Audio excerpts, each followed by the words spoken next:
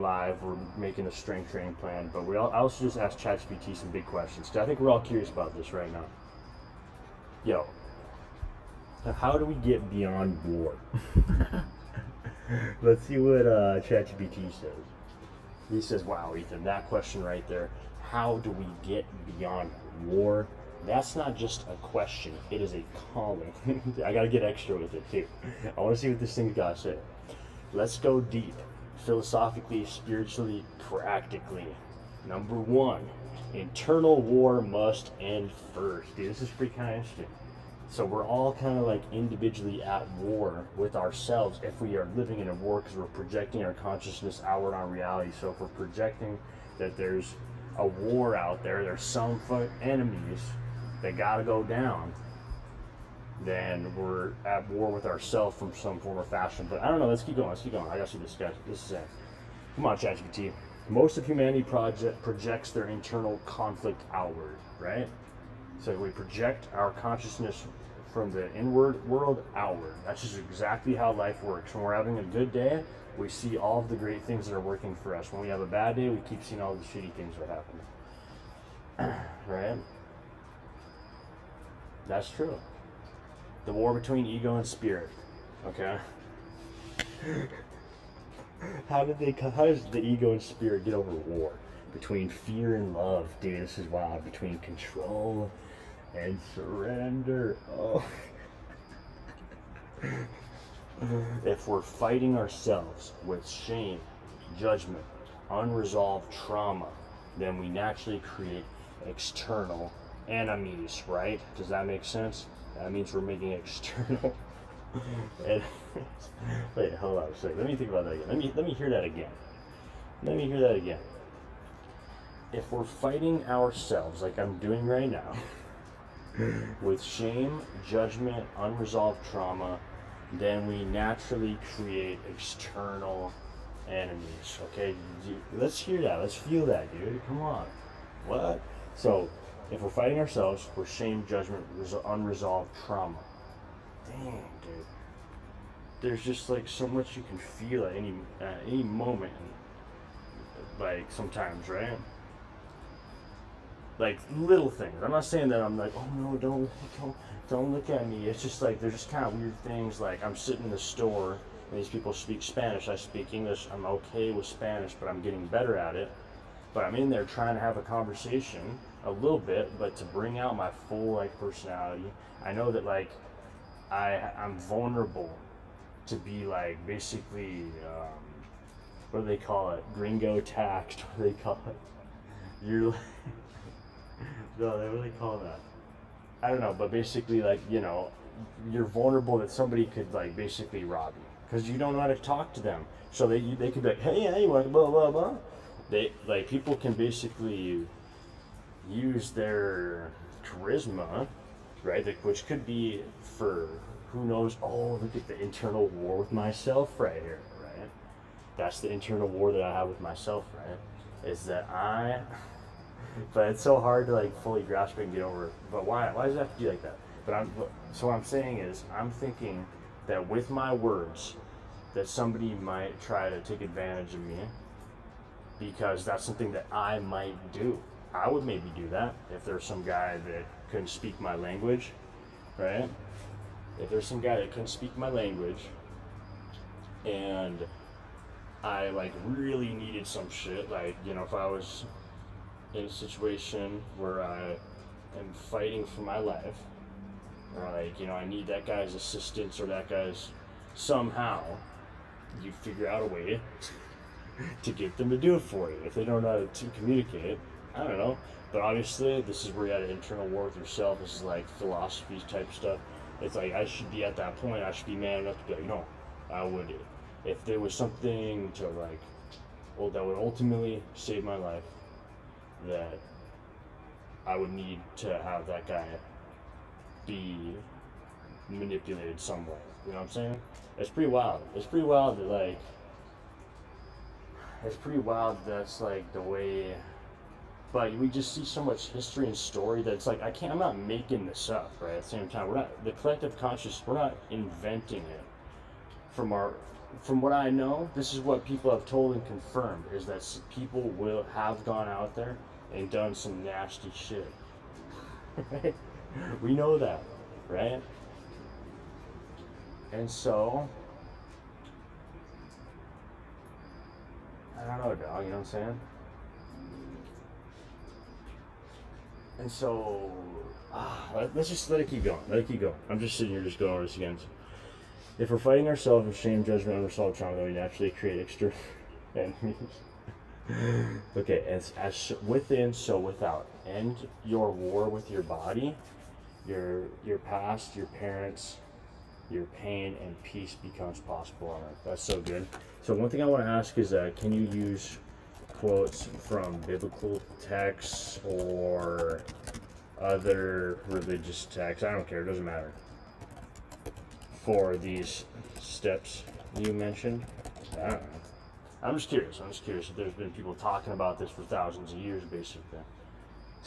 As you'd expect, right? You gotta think, like, look at, when you're just outside looking at the trees and stuff and just being alive out in nature, and you're like, these are the things that people have been saying forever about what it's like to live on this planet for thousands of years. It kind of makes sense, right? They know what's kind of going on. So we gotta respect the ancestors always, you know, and be grateful that we're here.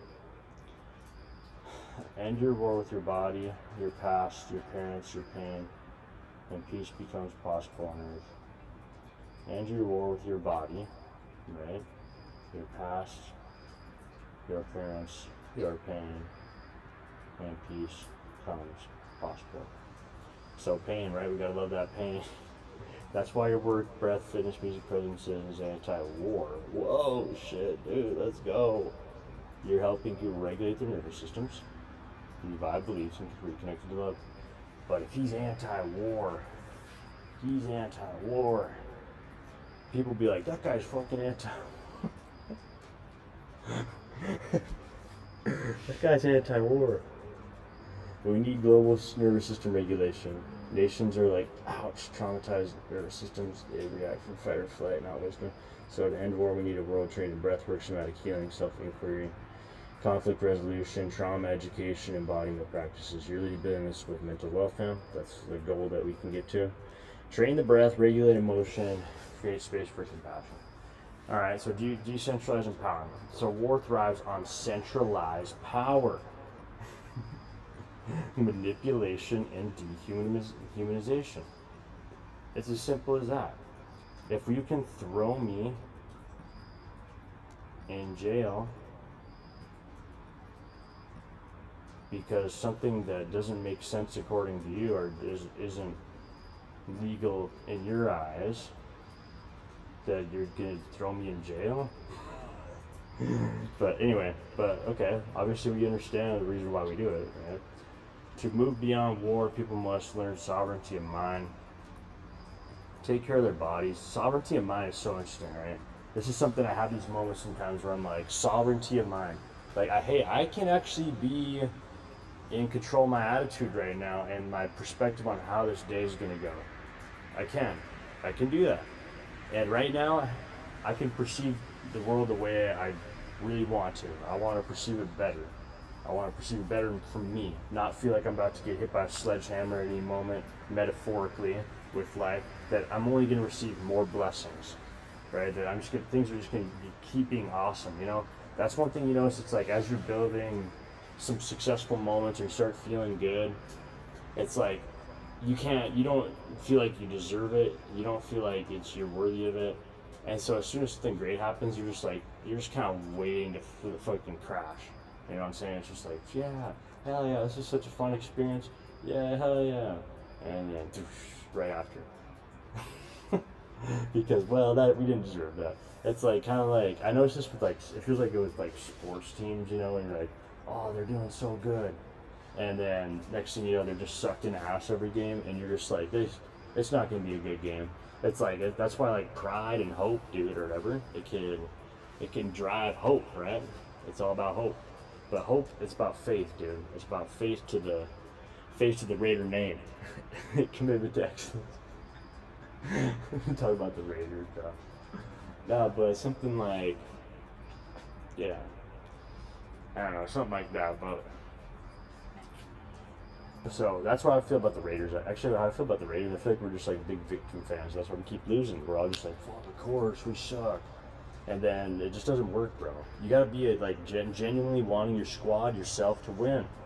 That's why Oakland's falling apart, dog. I've only been to Oakland once. I can't really say nothing about it. It's cool. But I don't know. I suppose that's how like we could say that this stuff is then happening in a collective conscious in a community, you know. So we thrive. War thrives on centralized power, manipulation, and dehumanization. To move beyond war, people must learn sovereignty of mind, take care of their bodies, build local communities, reclaim food, water, energy, and story. What? And story? Let me ask you about that. Can you tell me? Oh, story, because we're talking about history, bro. Right? History. Tell me what you mean. It's all that's what my homie Arjo used to always say. Dude, it's a story. Tell me what you mean about life being a story. But why are we making a story, dog? I feel that we're always making stories. Oh yeah. So you gotta be able to tell a decent story. But then when you're telling someone a story, it's like I don't really like telling a story about an interaction that happened with somebody, other person, because I'm like, I don't know how that happened for them. You know what I'm saying? I don't know how it felt for them. You know, I can just say like probably how I guess it would feel for me, right? But anyway, take care of our bodies. And what do you mean by take care of our bodies, right? Like, what do you mean? Do you mean just like don't get disease, or do you mean like get fucking strong, dude? Like have all the capacities of my body. What do you mean by take care of their bodies as well, in terms of all around physical excellence and expansion? Expansion. All around physical yeah, okay. Alright, build local communities. I mean, that's anything, right? But especially families, right? Families and friends, bring them together. This is what I like about CrossFit, right? CrossFit, dog. Dude, there was a CrossFit gym, man. The CrossFit gym, listen to this. If we're projecting our reality or conscious reality, the CrossFit gym that was right across the fucking street. We moved here, and I was like, okay, I'm recovering from my injury. I kind of want to go there and train, but like, I feel like I should just like go to a gym where I just can stretch better. And honestly, I liked their gym too. It's cool. This one I go to now. And I was there, and I like going to that gym, and I feel like I can focus on rehab and stuff like that. But I kind of was like, maybe I should still just go there, but I didn't, because I don't know, I was just like, whatever. I checked it out one day, I just looked, and I left. And I was thinking, you kind of checked in the window, I was like, man, I should go check it out. It looked kind of nice, but there was like, I had some reservations with this place, because I felt like, damn, I have to put a shirt on. Here, I'm gonna get my shirt on.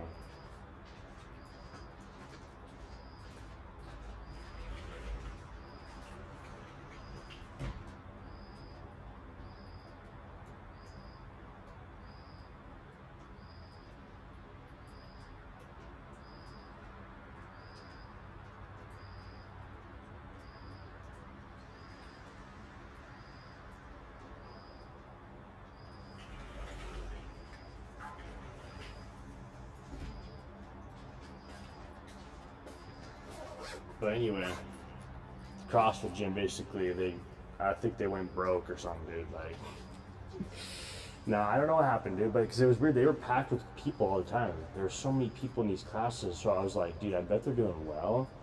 But I don't. That's why I was like, maybe it could be a Manning issue. And then I texted the guy, and I was like, do you guys like need another guy to work, basically? And then I don't know. I should go check my phone and see what I wrote actually, because I'm kind of curious now.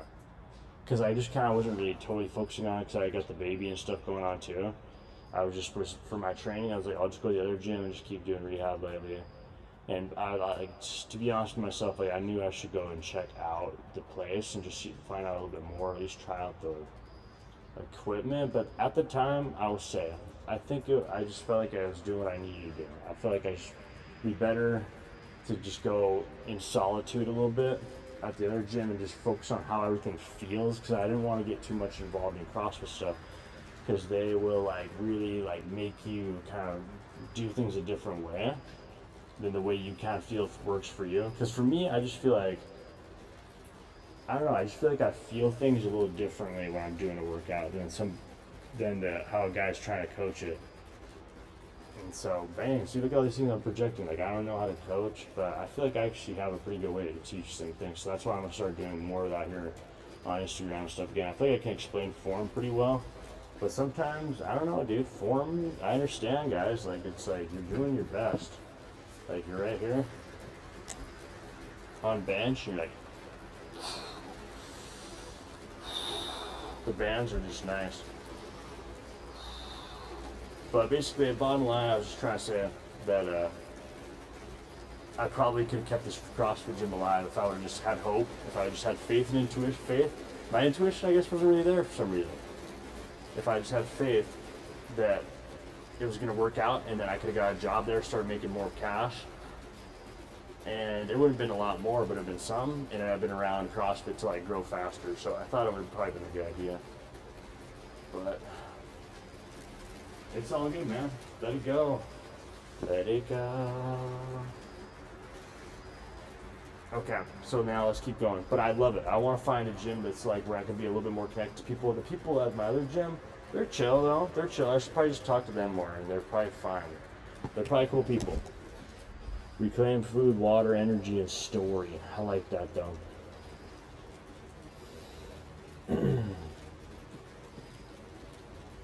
then I'm gonna say, tell me why.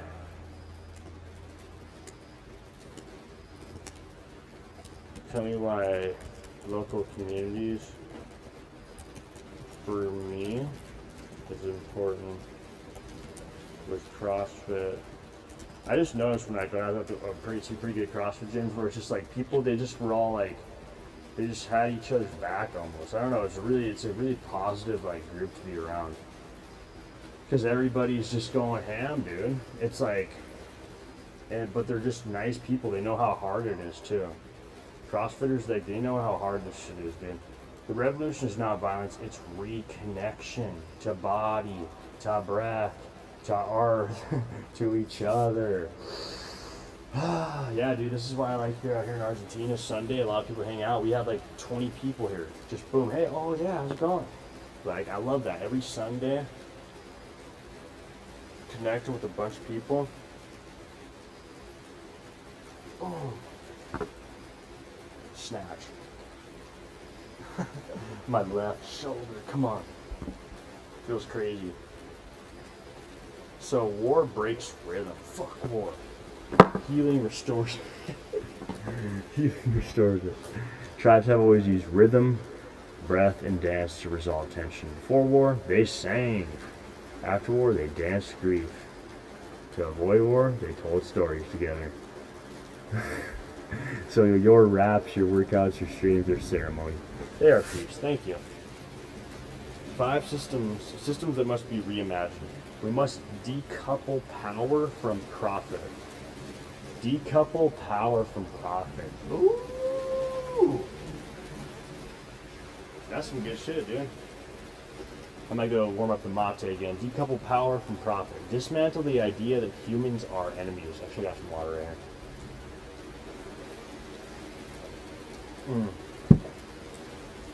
Dismantle the idea that enemies are humans. Stop weaponizing truth.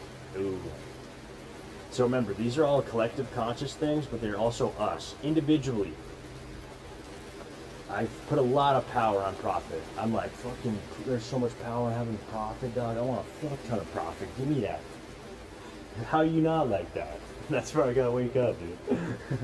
Dismantle the idea that humans are enemies. I don't think I'm saying that. I don't think I'm saying that. Well, but you know what we do is we talk about like, oh shit, like, the pandemic, the economy, inflation, right? they fucked it up. Nobody's got like the same opportunity that they did 5 years ago, which is true. But it doesn't also matter because actually no. Hold on. What did I say right there? Rewind that back. I said that opportunity isn't better. Actually, opportunity is always the same. We always have infinite possibility to go figure out the next best move in our life right now that will take us to our next level. How not? We do, but it does require some due diligence, basically, right? Because it's not like you're just gonna be like, oh shit, dude, like, all right, cool. You gotta follow through. You gotta follow through on everything too. And that's just the way it goes. You gotta. So dismantle the idea that humans are enemies. Yeah, so that's just the victim mentality. Like, there's people that are. The reason my life is not as good as it should be is because some other guys fucked it up. You know, that's what we're basically saying all day. Whatever we're complaining about, basically anything. Like anything, bro, basically. Oh, look at the lightning, feel the thunder. Hey, lightning with the thunder. I wonder if it's actually gonna be a thunderstorm tonight. I should put that Boris Bresh on. Let me put that on for a sec. I'm gonna watch this guy's video too in a minute. Put that Boris Bresh on for a sec. Low sound, not too high. Put on that thunderstorm one. This shit will get us pumped.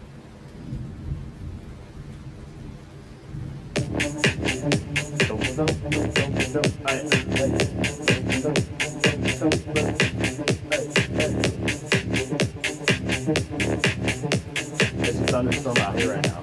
Oh, the rain's coming harder. Rain's coming harder. Let's go.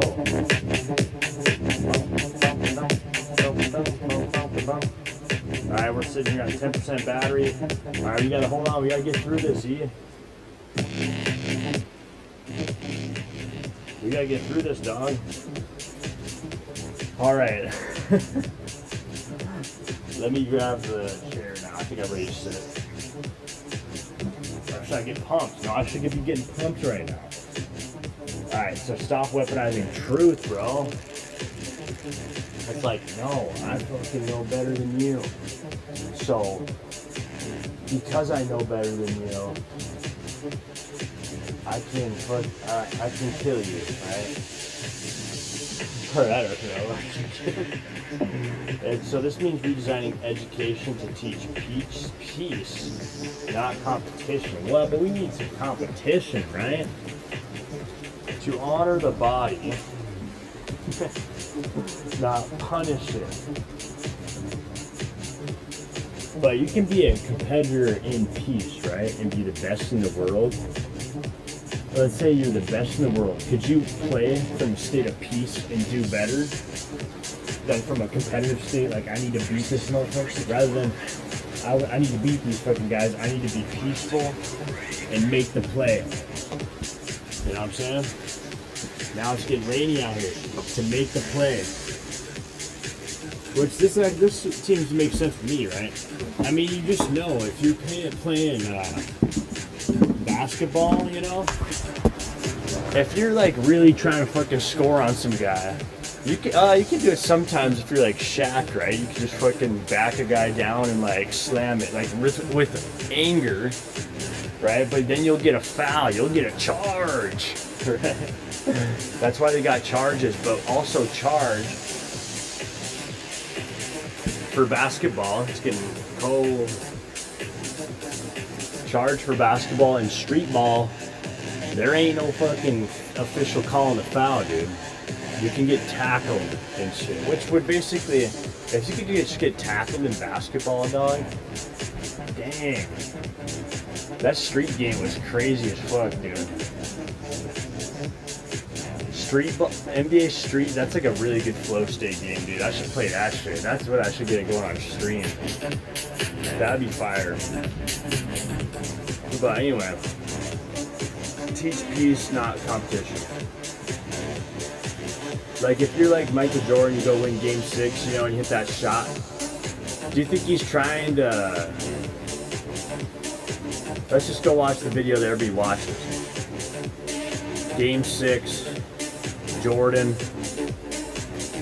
Come on. Jordan, Game 6. I mean, is this guy in peace right here? 43. 17 seconds. All right, you tell me, is this guy in peace, or is he trying to just compete and that's it? He's just trying to compete, or is he in a peaceful state when he strokes this fucking J? 17 seconds from Game 7 or from championship number 6. Jordan, open, Chicago with the lead. He gets Brian Russell with a quick crossover. Look at Brian Russell slips, and Michael pulls up and buries the shot to give him a 1-point lead. Well, actually, remember, it's very, it's controversial as well, that he might have shoved this guy down. Brian Russell with a quick crossover. Look at Brian. Watch the left hand. See how he pushes? Russell slips. He pushes with the left, step back. And Michael pulls up and buries the shot to give him a 1-point lead. That may have been. Who knows what will unfold in the next NBA? Watch Jordan's left hand here as he gives Russell the push. Referee can't see that. Jordan frees himself up for a clean look. The greatest thing about Jordan is he has all. Oh, so guess what? So the ref didn't see it. The ref couldn't see it. So there wasn't another. That was the sovereignty of the mind right there. Wait, hold on a second. Sovereignty of mind. Because if Michael Jordan was fucking guilty, dog, he would have let the ref see it. He would have let the ref see it so he would call him out on the foul. But Michael Jordan said in his mind, if the way I'm going to score this basket, I'm doing it the right way. I'm not getting a foul. I'm not getting a charge. I'm balling. I'm making the shot for the game. Okay, it's starting to get rain quite a bit out here. And so for Michael Jordan's sovereignty of mind, from his own state of being right there, he's basically in peace, like going up to boom and stroke that shot. He's got to be, right? Maybe not. Maybe I'm tripping here. 43. Old in the next. To give him a 1-point lead. That may have. Open. Jordan.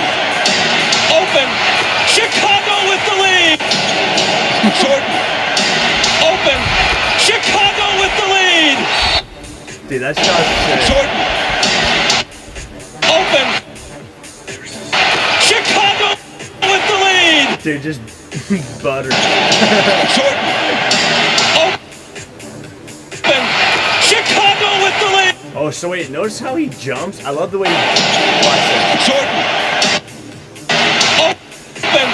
Chicago with the lead. Jordan. Open. Chicago with the lead. He gets Brian Russell with a quick crossover. Look at Brian Russell slips, and Michael pulls up and buries the shot to give him a 1-point lead. That may have been. Michael pulls up and buries the shot to give him a 1-point lead. That may have been.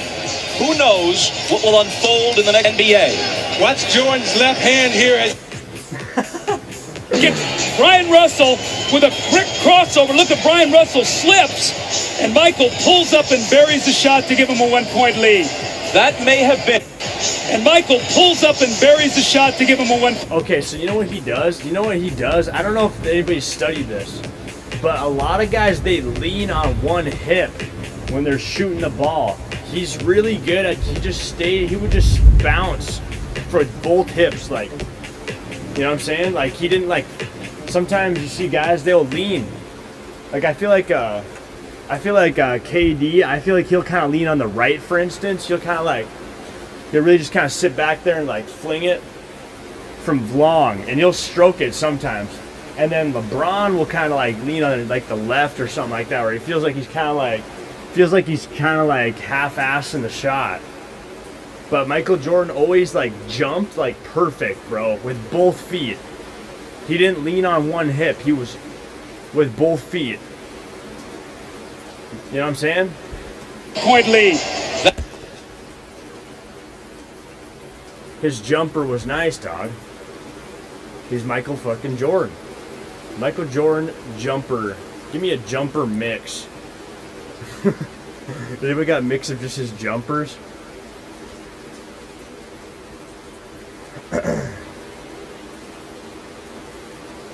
Mid-range compilation. 17 seconds from Game 7.